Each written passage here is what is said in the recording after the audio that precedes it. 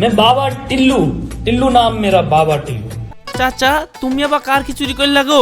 চুরি দাঁড়ি কিছু করিনি বাবু, একটু বাট পারে করেছি। এই ছুস তুই লিজা, না হলে এইখানে দুজনকে পুঁতি রেখে দিব। সে যে হিরো না জিরো, হিরো না জিরো। আরে রাশিদ তুই?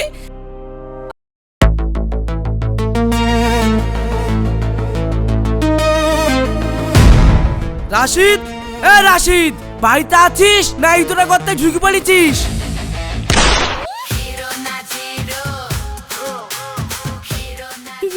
কি ব্যাপার আকাশ চাচা, আপনি এই সময়ে? টাকা লিওয়ার বেলায় চাচা আর দুয়ার বেলায় আপন জান বাচ্চা। কিন্তু চাচা আমি তো আপনার কাছে কোনো টাকা ধার নিইনি। তুই ধার লিসনি, কিন্তু তোর বাপ তো ধার লিস হলো। তোর বাপ তো এখন মরে ভূত হয়ে গেছে। এখন এই ঋণের টাকা কি তোর ওই মরা বাপের ভূত এসে শোধ করবে, না তুই শোধ করবি? হ্যাঁ, আমি শুনেছি নাকি ওই টাকা তো আব্বা আপনাকে আগে শোধ করে দিয়েছে। তোর বাপ তো শুধু আসল টাকা শোধ করেছে, এতদিনকার সুদের টাকা কে শোধ করবে তাই বল। এক্ষুনি তুই আমার সুদের টাকা ফেল, তোর বাপের এখনো 2 লাখ টাকা সুদ বাকি আছে। চাচা আমি তো শুনেছি আব্বা আপনার সব টাকা দিয়ে দিয়েছে, আর এখন এত টাকা আমি কোথায় পাবো? আবার আমার বোনের চাকরি হবে বলি ওই প্রধান সাহেবকে 1 লাখ টাকা দিলাম। প্রধান সাহেব টাকা পয়সা নিয়ে সবই খেয়ে ফেললো, আমার বোনের চাকরিও দিল না, টাকাও ফেরত দিল না। তাহলে আপনার এতগুলা সুদের টাকা আমি শোধ করবো কি করে বলেন দিনে?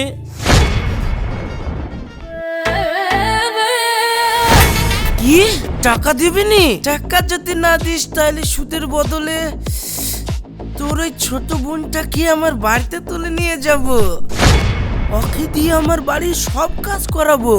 এই দত্ত আর বোনকে লিচ, শালা টাকা দিবে না। বাড়ি থেকে তুললি যাবা মানে মগের মুলুক পেয়েছো নাকি?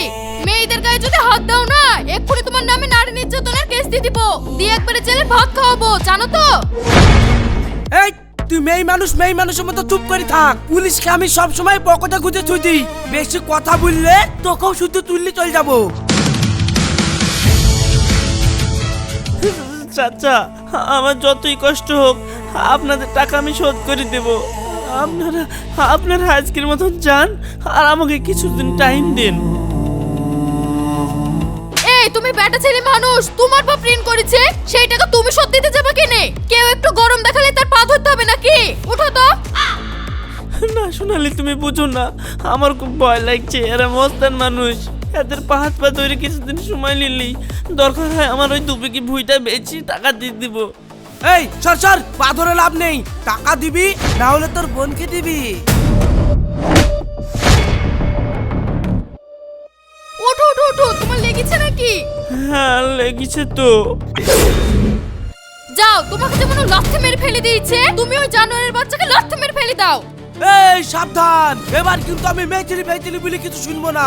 মাথায় রক্ত উঠে গেলে কিন্তু আমি কাউকে ছাড়ি না।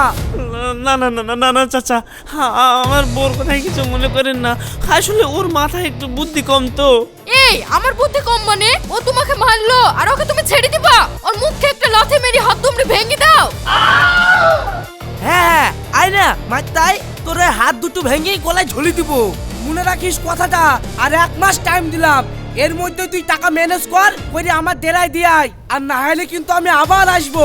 এই চল সব।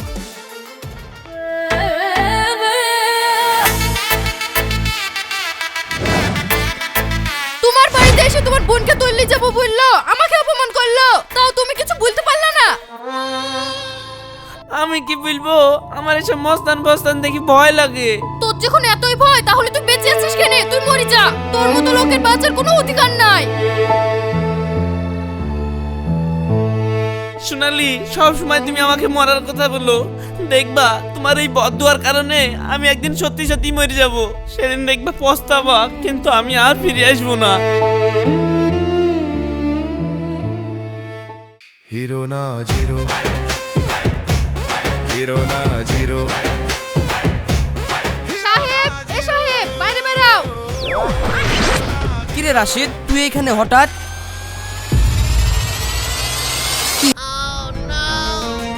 তুমি কি কি মুখে সুপারি ভরে রেখেছো নাকি? সুদাও সুদাও তোমার ভাইকে। তোমার ভাই কিসের লেগে ফসলের ভাগ কম দিয়েছে? হিরো না জিরো। ছোট ভাই কি বলবো। আসসালামু আলাইকুম ভাই। এই বলছিলাম আমাকে ফসলের ভাগ কম দিলি যে। আমার জমি আমার ফসল, তুই যেরকম কাজ করেছিস সেরকম মজুরি পেয়েছিস। ও ঠিক আছে ভাই, ঠিক আছে। কিছু বলবো তো পালাছো যে, ভয় একবার মরে যাচ্ছি। হিরো না জিরো। কিন্তু ভাই ওই জমি তোর একা হবে কেনে? আব্বা মারা যাওয়ার পর আমরা দুজনেই তো এই জমির সমান সমান ভাগ পাবো, তাই না? এই চুপ! আব্বা মরার আগে এই সমস্ত জমি আমার নামে লিখে দিয়ে গেছিল, তাই এই সমস্ত জমি এখন আমার। আমি আগে কাগজপত্র খুঁজে পেয়েছিলাম না, তার লেগে আমি তোকে কিছু বলিনি, তাই সমান সমান ভাগ দিয়েছি। কিন্তু এখন কাগজপত্র সব আমার কাছে ঠিকঠাক আছে, তাই এখন থেকে তুই যেরকম পরিশ্রম করবি সেরকম ফসল পাবি। এখন যা এখান থেকে, আমার সময় নষ্ট করিসনি। হ্যাঁ ঠিক। চলো সোনালি, চলো। এই কোথায় যাবে? শোনো সাহেব, একদম ফালতু কথা বলবা না। আমার শ্বশুর আব্বা তোমাকে এই জমি কোনোদিনই লিখে দিয়ে যায়নি। আমার স্বামীকে বোকা পেয়ে তুমি এখন ঠকিলিয়ে ধান্দা করছো। এই সোনালি বেঁচে দেখতে এটা কোনোদিনই সম্ভব না। তুমি এক্ষুনি আমাদেরকে ফসলের সমান সমান ভাগ দাও।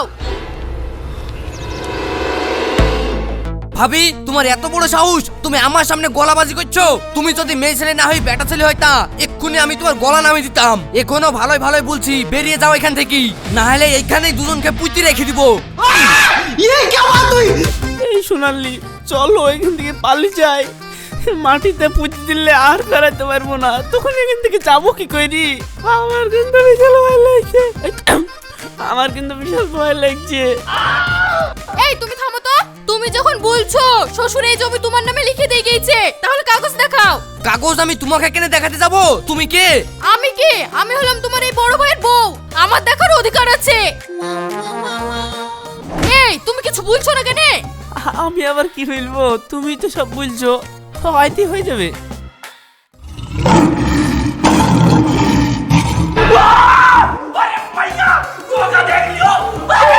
ভাই ওই জমিতে আমারও ভাগ আছে, তাহলে তুই আমাকে আমার ভাগের জমি বুঝি দে। তোকে জমি দিব মানে দেখবি আমি তোর কি করতে পারি।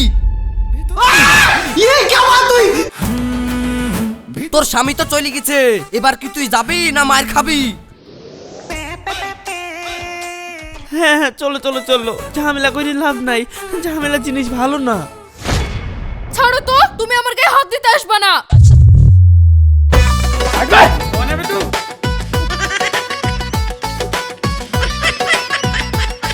হিরো না জিরো, হিরো না জিরো,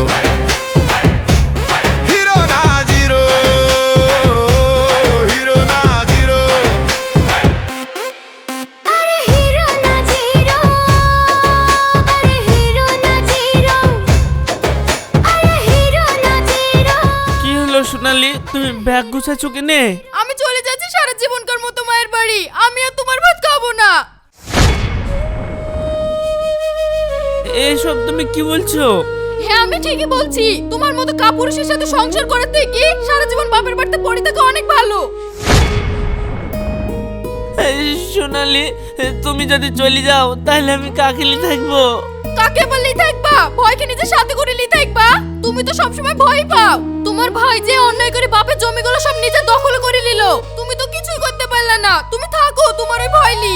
আমি তোকে বাপের বাড়ি চলে গেলাম।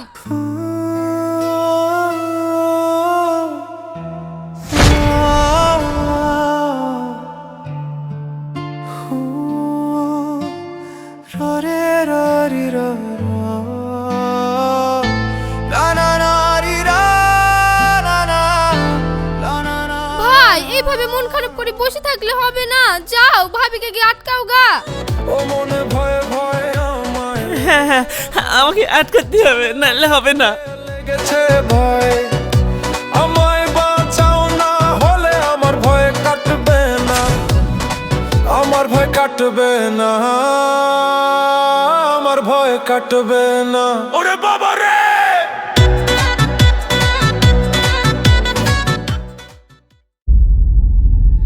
মায়াপনা নিজ মন্ত্র করিলাম প্রচার, এ পৃথিবীর মন্ত্র মাগো তোমার অধিকার।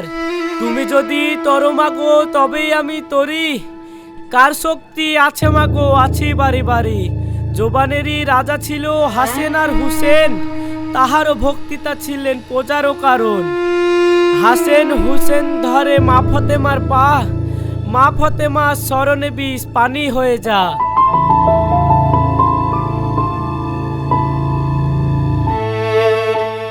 বাবা যেভাবে হোক আমার স্বামীকে আপনি বাঁচান। मैं बाबा टिल्लू, टिल्लू नाम मेरा बाबा टिल्लू। তুই কোনো চিন্তা করিস না, বড় বড় সাপের আমি বিষ নামিয়ে ফেলি, এটা আমার কাছে কোনো ব্যাপারই না। তুই শুধু 5001 টাকার ব্যবস্থা কর, আমার দক্ষিণা। ঠিক আছে বাবা, আমি এক্ষুনি ব্যবস্থা করছি। আপনি দেখেন রোগী কি। এই তোরা সর।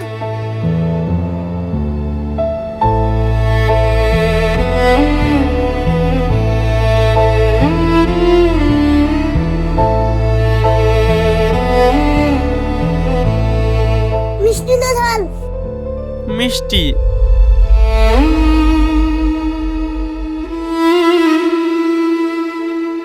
দেখেন লেন বাবা টাকা।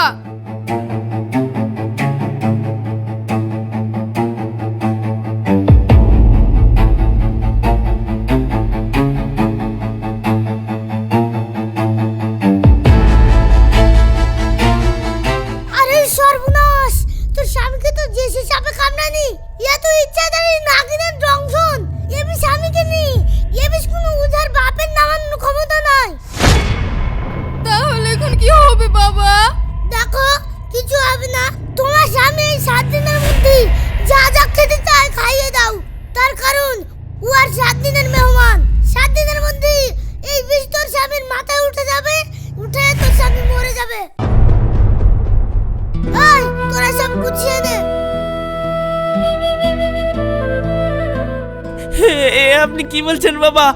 আমি আর 7 দিন বাঁচবো? হ্যাঁ, তুই আর মাত্র 7 দিন বাঁচবি। তাই 7 দিনের মধ্যে তোর মনের যা স্বাদ আহ্লাদ আছে সব পূরণ করে নে। না, আপনি এসব ভুল বলছেন।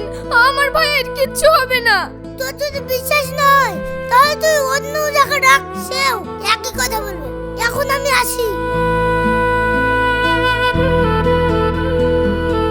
হায় আল্লাহ, ওই রোশন উজাইয়া কি বলে গেল? ওই তো আমাদের এই এলাকার সবচেয়ে বড় উস্তাদ। আমার স্বামী যদি কিছু হয়ে যায় তাহলে আমার কি হবে? আমি কাকে থাকবো? আল্লাহ, ছোট বয়সে আব্বা মাকে হারিয়েছি। এই ভাই আমাকে ছোট থেকে অনেক কষ্টে মানুষ করেছে। দরকার হলে তুমি আমার জানটা নিয়ে রাশিদ ভাইকে সুস্থ করে দাও। এই তোমরা চুপ করো, কাঁদো না। আমি যখন মরেই যাব এমনি এমনি মরবো না। মরার আগে আমার কিছু ইচ্ছা আছে। কি ইচ্ছা? যারা আমার সঙ্গে চিটারি করেছে, বাটফারি করেছে, বিনা অন্যায় আমার গায়ে হাত তুলেছে, তাদের একটাকেও ছাড়বো না। মরি যখন যাবই তখন প্রত্যেকটাকে উচিত শিক্ষা দিকে যাব।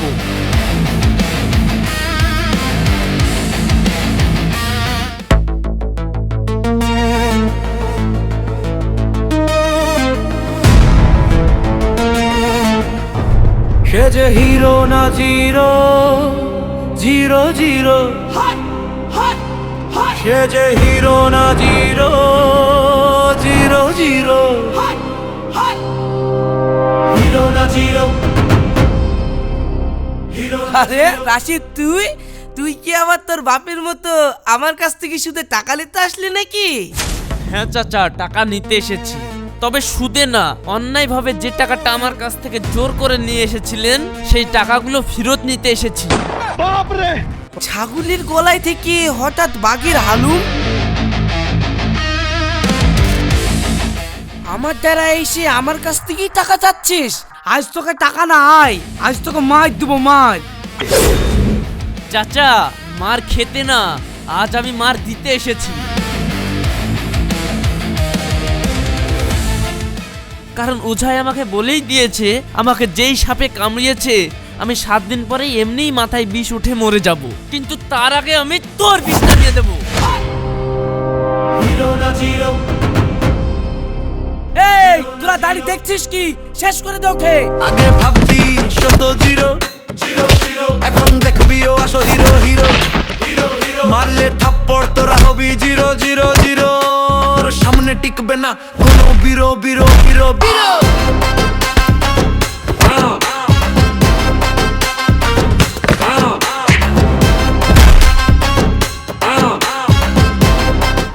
একটু আগে আমি বললাম না, আজ আমি মার খেতে আসিনি, মার দিতে এসেছি।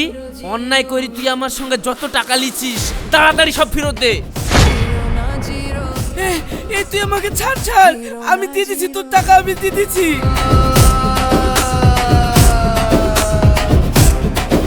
আগে ভাবতি শত জিরো জিরো জিরো এখন দেখবি ও আসল হিরো হিরো হিরো মারলে থাপ্পড় তোরা হবি জিরো জিরো জিরো সামনে টিকবে না কোনো বিরো বিরো বিরো।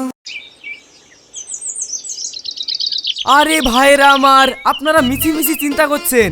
সরকার থেকে ঘরের টাকা পাস হয়ে গেছে, আপনারা শুধু আমার কাছে 20,000 টাকা করে জমা দিন, তাহলেই দেখবেন আপনারা ঘরের টাকা পেয়ে যাবেন। কিন্তু প্রধান সাহেব, কিছুদিন আগেই তো ঘর দেওয়ার জন্য টাকা নিলেন, আবার টাকা চাইছেন যে? আরে তাই বললে হয়? মাছ ধরতে গেলে তো একটু চার কাঠি দিতেই হবে, তাই না বল? নে নে তাড়াতাড়ি টাকাগুলো আমার কাছে জমা দি দে। সে যে হিরো না জিরো, জিরো জিরো, সে যে হিরো না জিরো, জিরো জিরো। এই শয়তানকে আপনারা একটা টাকাও দেবেন না, এ একটা চিটার। আমার মতো কতজনের সঙ্গে চাকরি দেব বলে টাকা নিয়ে বসে আছে, কিন্তু আজ পর্যন্ত কাউকে একটা কিচ্ছু দিতে পারেনি। আপনারা কেউ রাশিদের কথা বিশ্বাস করবেন না, ও মিথ্যে কথা বলছে, ও আমাকে কোনো টাকাই দেয়নি। আমি মিথ্যে কথা বলছি?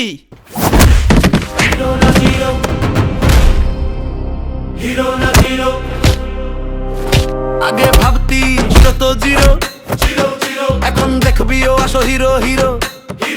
মারলে থাপ্পড় তোরা হবি জিরো জিরো জিরো, সামনে টিকবে না কোনো বিরো বিরো বিরো বিরো।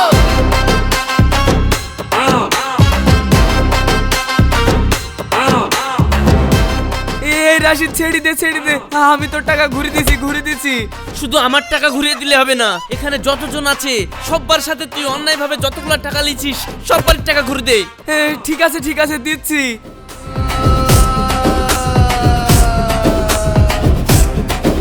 আগে ভাবতি শত জিরো জিরো জিরো এখন দেখবি ও আসল হিরো হিরো হিরো মারলে থাপ্পড় তোরা হবি জিরো জিরো জিরো সামনে টিকবে না কোনো বিরো বিরো বিরো।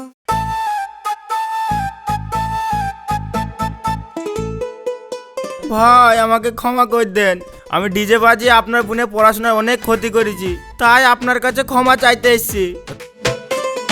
আয় তোকে ক্ষমা করছি, আয় লিয়া লিয়াই তো।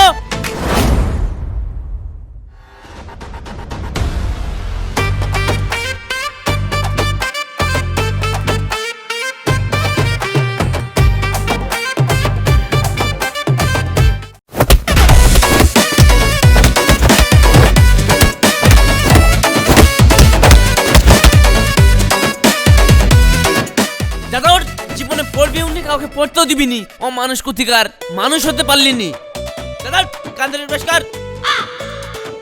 এই তোমার আবার কি হলো? ভাই আমাকে ক্ষমা করে দেন। কেন রে, তুই আবার কি করেছিস? আসলে আমি 5 বছর আগে ভাবিকে ইফটিজিং করেছিলাম। সোনালি এ কি ঠিক বলছে? আমার তো ঠিক মনে নাই গো। কতদিন আগে তোর ভাবিকে তুই ইফটিজিং করেছিলি, সে কথা তো তোর ভাবির মনেই নাই, তা তুই নিজের থেকে কেন বলতে আসলি? আসলে ভাই পাড়ায় শুনছি আপনার সাথে যারা অন্যায় করেছে তাদেরকে আপনি জানে মেরে দেওয়ার হুমকি দিচ্ছেন। তুই তো বিশাল অপরাধ করেছিস রে, তোকে তো এত সহজে ছাড়া যাবে না। এই তুই কান ধরে উঠবস কর। ভাই কান ধরে উঠবস করবো? হ্যাঁ কর। তোমার আবার কি হলো? ভাই আপনি এই সুচটা রাখেন। এই ছুচলি আমি কি করব? আসলে ভাই আমার জাঙ্গিয়া ছিঁড়ে গেছিল, তাই আপনার বাড়ি থেকে এই সুচটা চুরি করে নিয়ে গেছিলাম আমার জাঙ্গিটা সেলাই করার লেগে। শালা তোর এত অভাব লেগে গেছিল, তুই জাঙ্গিয়া সেলাই করার লেগে আমার বাড়ি থেকে ছুঁচ চুরি করে লেগেছিলি? ভাই কি করবো, ক্ষমা করে দেন। ঠিক আছে ছুঁচটা দে। থাম, তোকেও একটা উচিত শিক্ষা দিতে হবে। এই ছুঁচ তুই লি যা, তোকে জীবনকার মতন দিতেলাম, আমার আর লাগবে না।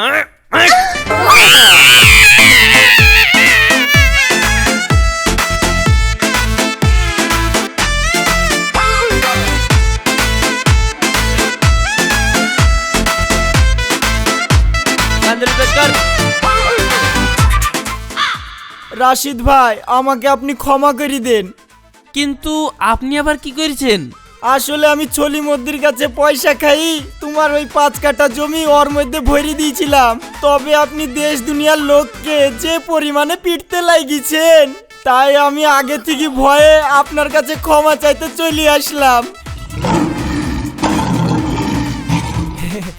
তবে রাশিদ ভাই আপনি কোনো চিন্তা করবেন না, আমি ফ্রিতে মেপি আপনার ন্যায্য জমি আমি আপনাকে পুঁজি দিব। তুই আমিন মানুষ হই তোর পুঁয়া দিয়ে আইল ঠেলা স্বভাব। থাম, তোর স্বভাব আমি ছাড়াচ্ছি।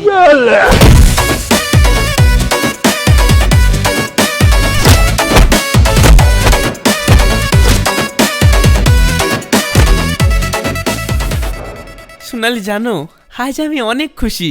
মরণের ভয়ে এতদিন আমি প্রতিবাদটা করতে পারিনি। এইভাবে যদি আমি আগেই প্রতিবাদটা করতে পারতাম, তাহলে কেউ আর আমার উপর এত বড় অন্যায় করতে পারত না। আমি বেঁচে থাকি আর না থাকি, তোমাদের সঙ্গে বেইমানি করার আর কেউ সাহস পাবে না। আমি সব শালাকে উচিত শিক্ষা দিয়ে দিয়েছি। ওগো তুমি ও কথা বলছো কেনে? তোমার কিচ্ছু হবে না, তোমাকে আমি কিচ্ছু হতে দেব না। मैं बाबा टिल्लू, टिल्लू नाम मेरा बाबा टिल्लू। বাপ তোমার কিচ্ছু হবে না, তুমি চিন্তা করো না। শুধু মানুষকে ক্ষমা করা শিখো। কি ব্যাপার রওশন চাচা, আপনি ভয় ভয় ঢোক গিলছেন কেনে? ভয় থাকবো না, ওই যে কথাই বলে চোরের মন পুলিশ পুলিশ। চাচা তুমি আবার কার কি চুরি করলে গো? চুরি জানি কিছু করিনি বাবু, একটু বাটপারি করেছি। বাটফারি করেছো মানে? সেই দিন তোমাকে সাপে কামড়েছিল কিনা এটা আমি হাত চালি দেখার আগে তোমার বউ আমার হাতে টাকা লেগে ধরে দিল। তারপরে হাত চালি দেখলাম তোমাকে সাপে টাপে কিছুতেই কামড়ায়নি, কিছুতে কুচা লেগে মনে হয় তোমার পায়ে ফুটো হয়ে গেছিল। কিন্তু অতগুলো টাকা দেখে আর লোভ সামলাতে পারলাম না, তাই বলেছিলাম তোমাকে ইচ্ছাধারী নাগিনা দংশন করেছে। তুমি 7 দিনের মধ্যেই মাথায় বিষ উঠে মরে যাবা। আর ওই 7 দিন পূজার আগেই আর একদিন এসে আমি তোমার বিষটা ছেড়ে আরো 2,000 টাকা বাগাবো। কিন্তু তার আমার হলো না। তোমার সাথে যারা অন্যায় করেছিল তাদেরকে ধরে ধরে তো তুমি তুলনা করে দিয়েছো, তাই আমি ভয়ে ভয়ে টাকাটা দিতে আসিনি। এই নাও তোমার টাকা। আসলে পৃথিবীতে তো মারার উপর বড় কোনো ওষুধ নাই। তাহলে আমার স্বামী মরবে না? আল্লাহ তোমার লাখ লাখ শুকরিয়া আমার স্বামীকে বাঁচানোর জন্য। তুই ঠিকই বলেছিস, মায়ের উপরে পৃথিবীতে আর কোনো ওষুধ নাই। এবার ওই ওষুধ আমি এবার তোকে দিব। আগে ভাবতি শত জিরো জিরো জিরো, এখন দেখবিও আসল হিরো হিরো হিরো। মারলে থাপ্পড় তোরা